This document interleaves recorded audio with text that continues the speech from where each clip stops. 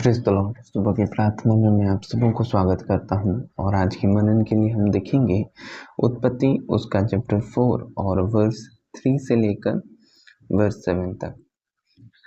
कुछ दिनों के पश्चात कैन यहोवा के पास भूमि की उपज में से कुछ भेड़ ले आया और हाबिल भी अपनी भेड़ बकरियों के कई एक पहलौठे बच्चे भेड़ चढ़ाने के लिए आया और उनकी चर्बी भेड़ चढ़ाई।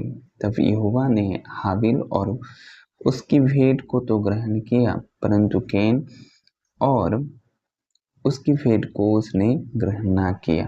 तब कैन अति क्रोधित हुआ और उससे उसके मुंह पर उदासी छा गई। तब यहोवा ने कैन से कहा, तू क्यों क्रोधित हुआ और तेरे मुंह पर उदासी क्यों छा गई? यदि तू भला करे तो क्या तेरी भेड़ ग्रहण ना की जाएगी? और यदि तू भला ना करे तो पाप द्वार पर छिपा रहता है और उसकी लालसा तेरी ओर होगी और तुझे उस पर प्रभुता करनी है। जब आदम अपनी पत्नी के पास जाता है तो उसके दो पुत्र होते हैं, एक तो कैन और दूसरा हाबिल। एक भेड़ बकरी की चरवाहा बनता है और दूसरा खेती करने वाला। और जो भेड़ बकरी का चरवाहा बनता है वो हाबिल रहता है और कैन जो रहता है वो खेती करने वाला रहता है। लेकिन दोनों भाई जब अपने काम के, अपने जो परिश्रम के, अपने कार्य के कुछ भेड़ प्रभु को चढ़ाने के लिए आए तो परमेश्वर ने एक को ग्रहण करता है, एक की भेड़ को, और दूसरे की भेड़ को ग्रहण नहीं कर पाता। यहाँ पर हम देखेंगे कि कैसे परमेश्वर ने एक भाई के भेड़ को ग्रहण किया और दूसरे भेड़ को ग्रहण नहीं किया। क्या कारण था और परमेश्वर के वचन आज हमें क्या सिखाता है? और जैसे कि हाबिल क्या चरवाहा बना, भेड़ बकरी के चरवाहा, और कैन भूमि की उपज। और यहाँ पर हम कैन की कैरेक्टर को देख सकते हैं कि परमेश्वर उसको समझाता है। जब एक भाई की भेड़ को ग्रहण किया जाता है वो क्रोधित होता है। क्यों क्रोधित होता है? उसके काम बुरे थे। वचन स्पष्ट रीति से कहता है कि उसके काम बुरे थे। परमेश्वर यहाँ पर समझाता है। तब यहोवा ने कैन से कहा, तो क्यों क्रोधित हुआ और तेरे मुंह पर उदासी क्यों छा गई?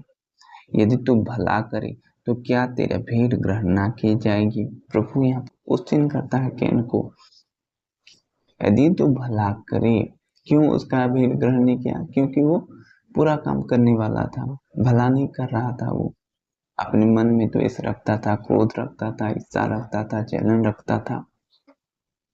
और यहाँ पर पाप के प्रवेश जब हुआ, यहाँ पर पहले दो बच्चे उत्पन्न हुए,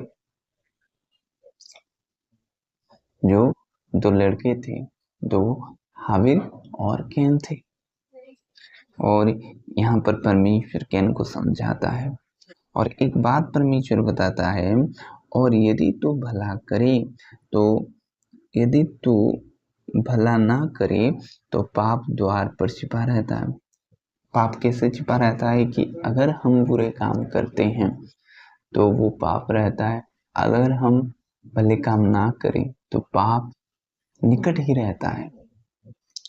यानी जो अंदर रहता है वो पाप, वो क्या होता है कि हमें और पाप में जकड़ लेता है।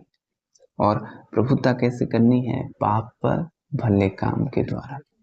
अंतिम दिनों में हम अपने कामों के द्वारा प्रभु के सामने परखे जाएंगे कि हमारा काम कैसा है, हमने क्या किया इस जगत पर, कौन से भले काम किए, क्या प्रभु के उद्देश्य में कुछ किए, क्या ऐसे ही संसार की रीति पर चलते रहे, क्या अपने जीवन को जो संसार के चौकाचौंध में हम खो दिए। ये अंतिम दिनों में प्रभु आपसे, मुझसे, हर एक मनुष्य से परमेश्वर हिसाब लेगा। अगर आप भले किए हों, प्रभु के उद्देश्य में चले हों, तो आप पर वो जो मुकुट है आपको दिया जाएगा जो परमेश्वर रखा है। अगर हम बुरे करें तो उसका भी सजा हमको दिया जाएगा। तो डिपेंड आप पर है कि आप कैसे तरह से चलते हैं, किस तरह से हम कार्य करते हैं, बहुत ज़रूरी है। अगर आप भले काम और भले काम करते रहें तो पाप पर हम प्रभुता करेंगे। प्रभुता मतलब उसके ऊपर राज्य। कई बार ऐसा होता है, पाप पर गिर जाने से कोई नहीं उठता। बहुत से लोग गिर जाने से बहुत से लोग उठ नहीं पाते, वे बैकस्लाइड हो जाते हैं। ऐसा नहीं है, आपको उठना है। जब तक कि आप पाप पर प्रभुता न कर लें, जितनी बार भी गिरें उतने बार प्रभु के चरण में आए, उठे। वो अपने लहू से हमें खरीदा है। और पाप की प्रभुता कैसे कर पाएंगे आप? कि आप जब भले काम करेंगे। एक व्यक्ति पाप पर प्रभुता कब कर पाएगा? एक व्यक्ति जब भले काम करेगा। और यहाँ पर कैन और हाबिल की हम जो भेंट के बारे में देख रहे हैं कि प्रभु ने कैसे हाबिल की भेंट को तो ग्रहण किया और कैन की भेंट को ग्रहण नहीं कर पाए, क्योंकि कैन के काम बुरे थे। प्रभु इस वचन से आप सबों को आशीष करें। आमीन। अभी प्रार्थना का समय है, मैं आपके लिए प्रार्थना करूंगा। पिता, मैं आपके लोगों के लिए दुआ करता हूँ। खुदावंद, हे प्यारे प्रभु, उनके जीवन में प्रभु सदैव भले काम हुए ऐसा अनुग्रह करें। खुदा प्यारे प्रभु, पाप पर अधिकार करने के लिए, पाप पर प्रभुता करने के लिए आप उन्हें ताकत प्रदान करें, सामर्थ प्रदान करें। खुदा प्यारे प्रभु, आपके करीब हो चलें। खुदावंद, खुद के ऊपर काबू, खुद के ऊपर नियंत्रण कर सकें। प्रभु जी, जो लोग बीमार से ग्रसित हैं, यीशु के नाम से वे चंगे हो जाएं। हे प्यारे पिता, आप छू लें। प्रभु, जीवन आपका है। खुदावन, अंतिम दिनों तक प्रभु खरे बनने के लिए आप अनुग्रह करें। भले काम में प्रभु सदैव उनका मन लगे। खुदा, ऐसा अनुग्रह करें। प्रभु जी, आपकी अनुग्रह बढ़े, आपकी दया बढ़े। प्यारे पिता, आपकी अभिषेक उनके जीवन पर हो। खुदा हे प्यारे पिता, ये जीवन आपका है। प्रभु, आप बातें करें। खुदा, आपकी बातों को सुन पाए, आपकी इच्छाओं पर चल पाए। खुदावन, ऐसा अनुग्रह करें प्यारे पिता।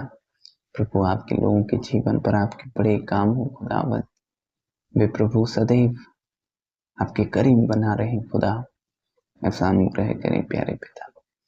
प्रभु जी, हर एक बुराई से बचाएं, पाप से बचाएं। खुदा, यीशु नासरी के नाम में, आमीन। God bless you.